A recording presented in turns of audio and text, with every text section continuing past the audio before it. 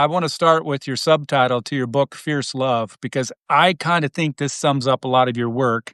I'll read the whole subtitle, but then I'll pull out the phrase. But it's Fierce Love, a bold path to ferocious courage and rule breaking kindness that can heal the world. And when I read rule breaking kindness, I thought that sounds like Jackie. So I don't know if that was your idea, but if rule breaking kindness describes you, what does that mean, or what does that mean about this book? Oh, thank you for that. I'll answer the last part first. I grew up in the church. I grew up as a Christian kid of Christian parents. And, we don't pick that religion, right? When that happens, it's Yeah. what you get. I think you get the God your parents give you to love, right? Mm-hmm. And my parents were these, Mississippi Black people who grew up in communities, in the Depression, in Jim Crow South. Religion was, God was, community was. You are hungry, someone's going to make a plate for you.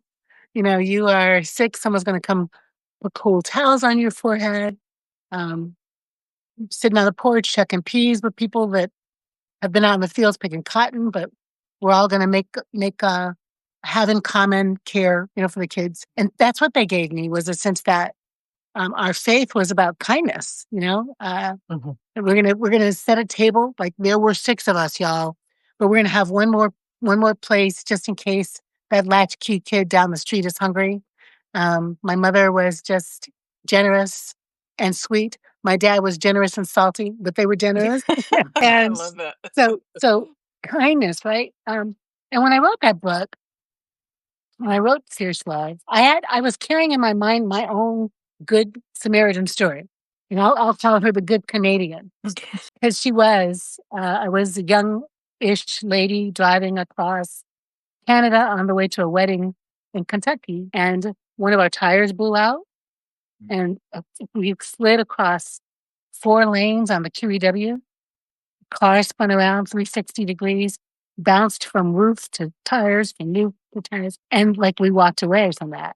My man and I, him with some abrasions in his hand, and me with just a bruised neck from being in and out of the sunray. I'm at the hospital trying to reach my parents and his. And in the lobby, I'm just crying, like ugly cry. You cry when you feel desperate. And this little teeny tiny white lady walks over to me and said, "What's the matter?" And I just cried harder because someone cared. Told her the story.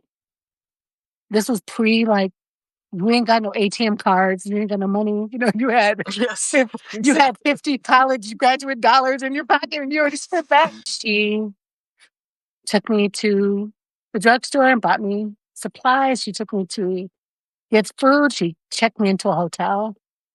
She came back and picked me up the next day.